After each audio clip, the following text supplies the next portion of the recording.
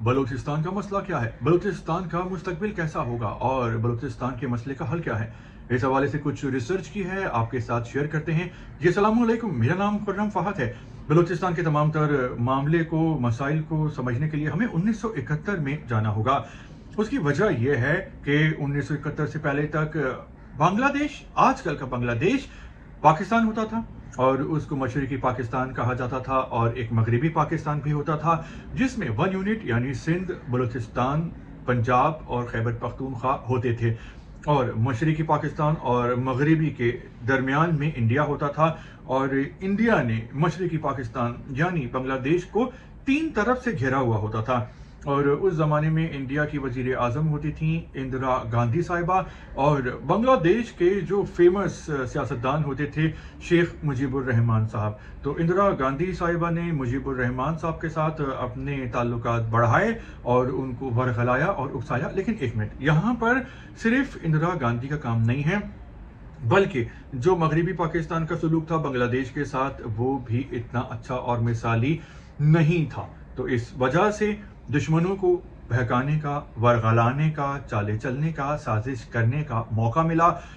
तो इंदिरा गांधी ने शेख मुजीबुर रहमान साहब को फुल सपोर्ट किया, वहाँ पे मुक्ति बाहिनी बनवाने में उनको मुकम्मल सपोर्ट किया और वहाँ पे खाना जंगी करवाई, हर तरह से बांग्लादेश को सपोर्ट किया, असलहा दिया, मुक्ति बाहिनी को ट्रेनिंग दी और इस तरह साजिश भी थी। और पाकिस्तानियों की अपनी गलती सबसे बड़ी थी कि आपस में इत्तेफाक से नहीं रह सके और इसमें बंगालियों का, बांग्लादेशियों का कसूर नहीं था, ये एक सच बात है। और यूं बांग्लादेश अलग हो गया। तो ये तो इस कहानी का एक चैप्टर है। दूसरा चैप्टर शुरू होता है जब जनरल ज़ियाउल हक साहब पाकिस्तान को चलाते हैं। तो 80s की दिहाई में वो पक्का इरादा करते हैं कि वो इंडिया से बदला लेंगे पाकिस्तान को तोड़ने का, क्योंकि पाकिस्तानियों के, पाकिस्तान के और पाकिस्तानी फौज के दिल जख्मी थे। तो जनरल ज़ियाउल हक उस वक्त इंडिया में जो है वो अपने ऑपरेशन का आगाज करते हैं और सिख अलहदगी पसंदों की तहरीक को सपोर्ट करते हैं। ये सब कुछ होता है मशरकी पंजाब में और मशरकी पंजाब में जो सिख हैं वो अपना एक अलग सूबा बनाना चाहते थे, खालिस्तान अभी भी चाहते हैं और उसकी कोशिश कर रहे हैं। तो जनरल ज़ियाउल हक इस तमाम तर मिशन को मुकम्मल सपोर्ट करते हैं और 80s और 90s में इंडिया बुरी तरह जल रहा होता है, सुलग रहा होता है, तबाह हो रहा होता है, बर्बाद हो रहा होता है। लेकिन यहाँ पे इंडिया की जो किस्मत है वो साथ देती है और जनरल ज़ियाउल हक साहब इस दुनिया में नहीं रहते, दूसरे जहां में चले जाते हैं और इंडिया में आ जाते हैं मनमोहन सिंह। वज़ीर आज़म तो वो बहुत बाद में बनते हैं, लेकिन वो 90s में जो है वो खजाना वगैरह के, वहाँ के स्टेट बैंक के और फिर खजाना के मामला संभालते हैं और उनकी लॉन्ग टर्म पॉलिसीज से इंडिया आज इस मुकाम पे पहुंचा है। उसमें मोदी साहब से ज्यादा मनमोहन सिंह साहब की काबिशें हैं और हाथ हैं, लेकिन ये एक अलग चैप्टर है। तो पाकिस्तान जो है वो इंडिया से बदला ले रहा होता है, ज़ियाउल हक साहब जिंदा नहीं रहते और फिर जो उस जमाने में अफगानिस्तान में कोल्ड वॉर हो रही होती है अमेरिका और रशिया की, और रशिया अफगानिस्तान में आ जाता है। अमेरिका अफगानियों को सपोर्ट करता है पाकिस्तान के थ्रू भी, लेकिन फिर अमेरिका अफगानिस्तान से चला जाता है तो पाकिस्तान की तवज्जो फिर इंडिया से कम हो जाती है। ज़ियाउल हक साहब नहीं रहते, ये आपको बता चुके हैं, लेकिन जनरल मुशर्रफ साहब के ज़माने तक इंडिया पाकिस्तान से डर रहा होता है, क्योंकि पाकिस्तान के स्लीपिंग सेल्स होते हैं इंडिया में और कश्मीर में, और जब इंडिया गड़बड़ करता है पाकिस्तान में तो वो इंडिया से उस बात का बदला लेते हैं। इसलिए इंडिया पाकिस्तान में दहशतगर्दी करने से बहुत ही डरता है, घबराता है, झिझकता है। लेकिन फिर 9/11 हो जाता है, ये एक और चैप्टर है। और अमेरिका जो है वो दुनिया भर में मुजाहिदीन के खिलाफ और तालिबान के खिलाफ कार्रवाइयाँ शुरू कर देता है। मुशर्रफ साहब की हुकूमत होती है और मुशर्रफ साहब पे इंटरनेशनल प्रेशर आता है, तो मुशर्रफ साहब फिर इंडिया में अपने तमाम तर ऑपरेशन बंद कर देते हैं, कश्मीर में भी। इस हरकत के बाद इंडिया शेर हो जाता है और फिर वो एक नई चाल चलता है। वो चाल क्या है? वो चाल बहुत ही खौफनाक है। इंडिया अपनी एक पॉलिसी पे अमल करता है कि दुश्मन का दुश्मन दोस्त। तो इंडिया जो है वो अफगानिस्तान और ईरान से अपने ताल्लुकात बढ़ाता है और इंडिया अफगानिस्तान में उस ज़माने में अपने 26 सफारती मिशंस और दफ्तर खोलता है और पाकिस्तान में फिर दहशत गर्दी का आगाज़ होता है, TTP बनाई जाती है। इसके अलावा ईरान के साथ भी अपने ताल्लुकात मजबूत करता है और इंडिया के ईरान के कुछ फेमस जगह हैं जिसमें चाबहार की बंदरगाह है, बंदर अब्बास, इसके अलावा ताफ्तान। यहाँ से पाकिस्तान में वो अपनी दहशतगर्दाना कार्रवाइयों का आगाज़ करता है और फिर पाकिस्तान में एक तबाही और बर्बादी का एक सिलसिला शुरू होता है। फिर पाकिस्तान की बहादुर फौज जो है वो ऑपरेशन शुरू करती है और ये 2007 से 2013 तक ऑपरेशन होते हैं, जिसके कुछ नाम हैं: ऑपरेशन ज़लज़ला, ऑपरेशन सिराते मुस्तकीम, ऑपरेशन शेरदिल, ऑपरेशन ब्लैक थंडर स्टॉर्म और राह रास्त और ऑपरेशन राह निजात। और इन सालों में और इन ऑपरेशंस के दौरान पाकिस्तान दहशतगर्दी को तकरीबन ख़त्म कर देता है, कंट्रोल कर लेता है और ये सिलसिला रुक जाता है। लेकिन पाकिस्तानी अपनी ही टांगें खींच रहे होते हैं, एक दूसरे के खिलाफ साजिशें कर रहे होते हैं सियासतदान। और फिर पाकिस्तान के जो अंदरूनी हालात इकोनॉमी है वो हमें पता है कि इतनी मजबूत नहीं है और इंडिया इस दौरान इकोनॉमी के मुकाबले में आगे निकल जाता है। फिर इमरान खान साहब आ जाते हैं और मोदी साहब जो हैं वो इस वक्त तक अपने आप को शेर समझ रहे होते हैं, क्योंकि इंडिया की इकोनॉमी भी अच्छी होती है और पाकिस्तान की कमज़ोर। तो इमरान खान साहब के ज़माने में जो 26 फरवरी 2019 में बालाकोट में इंडिया एक ऑपरेशन करता है और बड़े बड़े दावे करता है, लेकिन वो दावे झूठे निकलते हैं। पाकिस्तान को जवाब देना होता है, पाकिस्तान 24 घंटे के अंदर इंडिया से बदला लेता है और इंडिया के 3 तैयारों को मार गिराता है और अभिनंदन साहब को गिरफ्तार कर लेता है, उनको चाय भी पिलाता है और अभिनंदन को ये चाय बहुत ही पसंद आती है, लेकिन इंडियंस को अभिनंदन की चाय पीना पसंद नहीं आती। उसके बाद मोदी साहब चूंकि डायरेक्ट फाइट नहीं जीत सके और इंडिया पाकिस्तान दोनों न्यूक्लियर कुव्वतें हैं और अगर ये कार्रवाई बढ़ाई जाती तो फिर बड़ी जंग होने का खतरा था, फिर तो ना इंडिया रहता ना पाकिस्तान रहता। तो ये फिर दोबारा अफगानिस्तान और ईरान के थ्रू अपनी कार्रवाइयाँ और मजमूम सरगर्मियाँ जारी रखते हैं।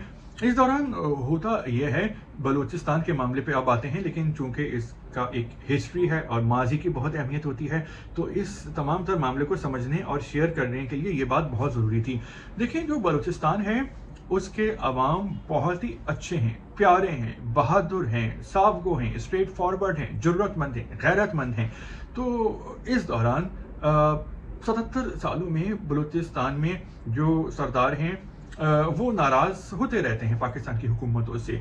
एक दो ऑपरेशन भी होते हैं 1948 में और 70s में जब भुट्टो साहब आते हैं। तो लेकिन जो असल मसला है वो उसके बाद शुरू होता है कि जो बलूचों के नौजवान हैं वो उनमें पढ़ने लिखने का शौक़ होता है और अब बलूचिस्तान में जो है वो तालीम से मोहब्बत बहुत ज़्यादा बढ़ गई है। तो नौजवान आगे आ गए हैं और अब बलूच सरदार हैं वो काफ़ी पीछे रह गए हैं। तो जब ये बलूच बच्चे, तालिबे इल्म, नौजवान जब देखते हैं कराची को, लाहौर को, इस्लामाबाद को, तो एक ज़मीन व आसमान का फ़र्क नज़र आता है और वो देखते हैं कि यहाँ की दुनिया ही अलग है, यहाँ की सहूलतें हैं और बलूचिस्तान में सहूलतें नहीं हैं। इसमें एक ज़िम्मेदारी तो हुकूमतों की भी है, वफाकी हुकूमत की, लेकिन सबसे बड़ा ज़िम्मेदार कौन है? इंडिया है, इसराइल है? नहीं। तो सबसे बड़े ज़िम्मेदार हैं वो बलूच सरदार खुद हैं, क्योंकि NFC के तहत 18वीं तरमीम के बाद बलूचिस्तान को बहुत ज़्यादा और बहुत बड़ा एक हिस्सा मिलता है, लेकिन बलूच सरदार वो आवाम की खुशहाली और तरक्की, तालीम और सेहत, कारोबार पे लगाने के बजाय वो खुद ही खा जाते हैं। बारियां लगती हैं, कभी कोई वजारत आला बनाता है, कभी कोई वजारत आला, और जो भी असेंबली होती है बलूचिस्तान की पूरी ही उसकी काबीना बनती है। जो अपोजिशन लीडर होता है वो भी सिर्फ नाम का होता है, काम का नहीं होता, वो भी प्रोटोकॉल एंजॉय कर रहा होता है। तो ये बलूच सरदार हैं जो बलूचिस्तान की तमाम तर बर्बादी के जिम्मेदार हैं, जो चाहते ही नहीं हैं कि बलूच कौम जो है वो आगे निकले और दुनिया में अपना मुकाम बनाए। लेकिन जब बलूच नौजवान सवाल करते हैं अपने सरदारों से तो वो कहते हैं कि भाई ये है, ये फौज है और ये वफाकी हुकूमतें हैं जो आपके हक खा जाती हैं और हम तो मासूम हैं और बेकसूर हैं। तो उन पे अपने सरदारों के पे असर होता है इस बात का और वो वफाक से नाराज़ हो जाते हैं और कुछ तो वफाक से नाराज़गी बनती भी है। लेकिन भाई असल जिम्मेदार जो हैं वो बलूच सरदार हैं। अगर आप देखें कि सूबों को हर महीने जो हर साल जो पैसा मिलता है, तो अगर पंजाब की आबादी के लिहाज से देखा जाए तो पंजाब में जो है वो 5,000 रुपये फी पर्सन बजट होता है اگر اس بجٹ کو فی بندہ ڈیوائڈ کیا جائے، اور بلوچستان میں وہ 12,000 روپے فی بندہ ہے، لیکن اس کے باوجود پنجاب میں کافی کام ہوتا ہے ڈیولپمنٹ کا، سندھ میں تھوڑا بہت ہوتا ہے اور بلوچستان میں بالکل نہیں ہوتا۔ اگر آپ کو یقین نہیں آئے تو خود سارے صوبوں کا وزٹ کر کے دیکھ لیں۔